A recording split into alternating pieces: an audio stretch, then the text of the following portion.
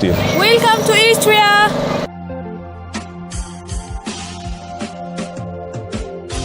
ይህ ተጓዥ መንገደኛ ወደዚች ሀገር ገብቶ ይህንን መረጃ እስከሚያጋራ ድረስ ምናልባት እርሶም በዚህ ዘመን ያውም በጎረቤት ሀገር ይህ ነገር ይፈጸማል ብለው ፈጽሞ አይገምቱም። ምናልባት እርሶ ኤርትራ ውስጥ ቢሆኑ ይህንን ቪዲዮ ፈጽሞ ሊመለከቱ እንደማይችሉ ሲያስቡ ምን ይሰማዎት ይሆን? ለምን ይህ እንዲሆን እንደቻለ በቪዲዮ ውስጥ ያገኙታል። ይህ ተጓዥ መንገደኛ ጓዙን ጠቅልሎ ኤርትራ ከገባ በኋላ ያጋጠመውን ነገር እስኪ አብረን እንመልከት።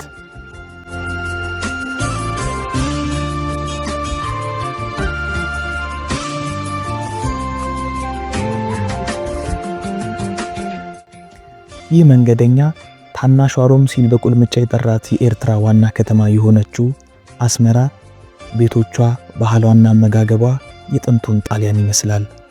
ምናልባት እግር ጥሎት በኤርትራ ጎዳናዎች ላይ ቢጓዙ ልብዎ በፍርሃት መራዱ የማይቀር ነው። ምክንያቱም ዞር ዞር ብለው ሲቢቃኙ አንዳችም ሰው ላይ መለከቱ ይችላሉ። የኤርትራ ህዝቦች ብዙም ጊዜ በካፌዎች ያሳልፋሉ፣ ይስቃሉ፣ ይጫወታሉ፣ መረጃዎችን ይለዋወጣሉ፣ ጋዜጣና መጽሔቶችንም ያነባሉ። ምናልባት አንድ ሰው ስልኩን አውጥቶ በጨዋታና በወሬ መሃል ሲጎረጉሩ አሊያም ስልኩ ላይ ሳይፈጣ አይመለከቱም። ምክንያቱም በኤርትራ ውስጥ ኢንተርኔት ፈጽሞ አይሰራም። አዎ ሰምተዋል። በኤርትራ ውስጥ ፈጽሞ ኢንተርኔት የሚባል ነገር የለም ከተመረጡና ከተወሰኑ ቦታዎች በስተቀር። ለዚህ ይመስላል ሰዎች በካፌዎች እየተሰባሰቡ የልባቸውን የሚጫወቱትና የሚያወጉት።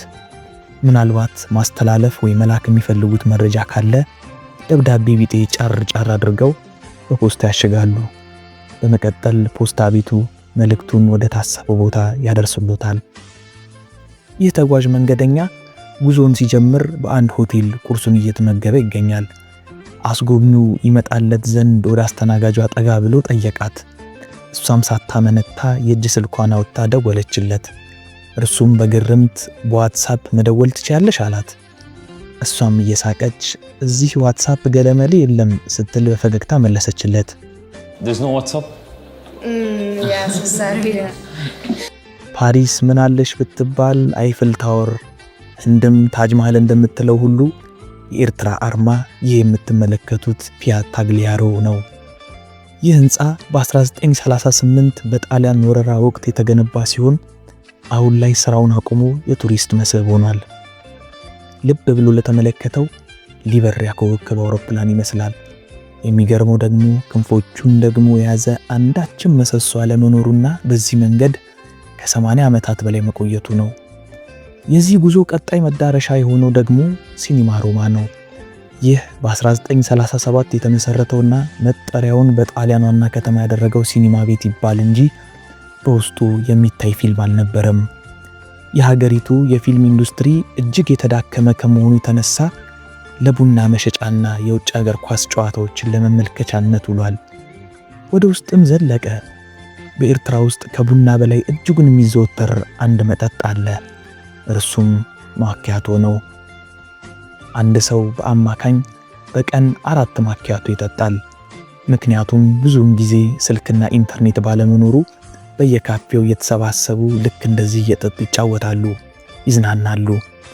በዚህች ሀገር የሚደረግ ማንኛውም ግብይት የሚከፈለው በካሽ በጥሬ ገንዘብ ብቻ ነው። እዚህ ኤቲኤም፣ ክሬዲት ካርድ፣ ገለመሌ ብሎ ነገር የለም። ጉብኝቱ አሁንም ቀጥሏል።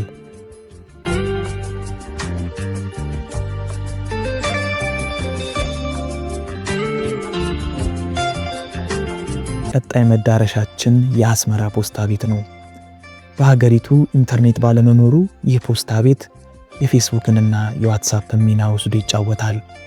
የተገነባው በ1916 መሆኑ ይነገራል። ማንኛውም ሰው እርሶን ማናገር ወይም መልእክት ማድረስ ከፈለገ በእርሶ የሳጥን ቁጥር መልእክት ይጽፉሎታል። እርሶም ሳጥኑን ከፍተው ሃሎ ይላሉ። ይህን ሲመለከቱ ኤርትራ ከዓለም ተገንጥላ 100 ዓመት ወደ ኋላ የቀረች መስሎ ሊሰማዎት ይችላል።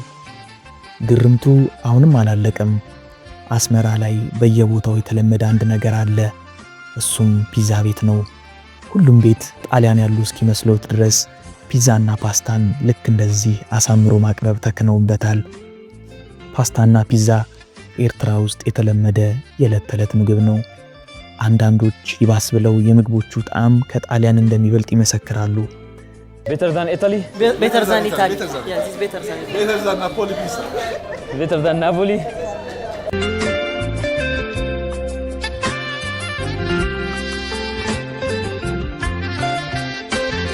ምናልባት እግር ጥሎት ኤርትራ ቢገኙና ኢንተርኔት የግድ ቢያስፈልጉ ወደዚህ ቤት ጎራ ማለት ይችላሉ።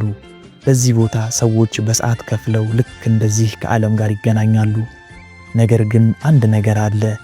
አንዳንድ ሶሻል ሚዲያዎች ኤርትራ ውስጥ መጠቀም ፈጽሞ የተከለከለ በመሆኑ VPN መጠቀም ይኖርቦታል።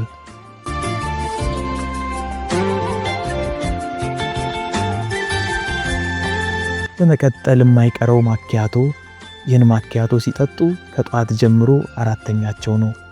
ይህን መሰሉ ነገር ለኤርትራ ሕዝብ የተለመደ ነገር ነው። እንዲያው ሰው ኖትና ቢደብሩት ነፍሶን ለማዝናናት ያስቡ ይሆናል።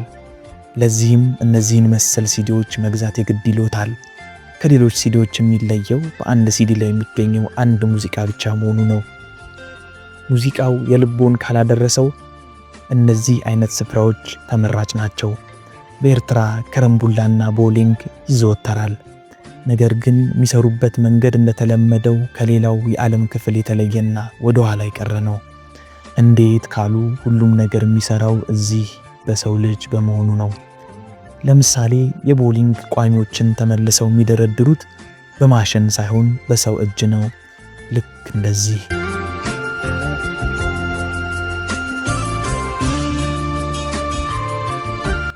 ከዚህ ባለፈ ማንኛውም ኤርትራዊ ለሀገሪቱ ጦር የማገልገል ግዴታ አለበት። የትኛውም ዜጋ ቢሆን ያለ ፍቃድ ከሀገሪቱ መውጣት ፈጽሞ የተከለከለ ነው። እርሶም አስመራ ቢሆኑ ሳይወዱ በግድ በጧት እንድነሱ ግድ ይሆኑቦታል። ለምን ካሉ ሁሌ 12 ሰዓት ተኩል ላይ በየከተማው እየዞሩ ቆሻሻን የሚሰበስቡ መኪኖች በበሮ ደጃፍ ላይ ጎራ ማላታቸው ስለማይቀር ነው። ይህኔ እርሶም ቆሻሻን አስወጥተው ወደ ትራኩ ይጭናሉ። የአስመራ መንገዶች ውበትና ንጽህና ምንጩ ይህ ሳይሆን አይቀርም። በአጠቃላይ ኤርትራ ከዓለም የተገነጠለችና የበርካታ ህዝቧን የሚያስጨንቁ ስርዓቶች ባለቤት የሆነች ሉዓላዊት ሀገር ናት። ተጓዡ መንገደኛ አስመራን ለቆ ወደ ቀጣይ መዳረሻ የሚሆነው የፈቃድ ወረቀት አስመትቶ ጉዞውን ቀጠለ። እኛ ግን ለዛሬ እዚህ ጋር ይብቃን። ሰብስክራይብ ማድረግ እንዳይረሱ። ባላችሁበት ሁሉ ሰላም ሁኑልኝ።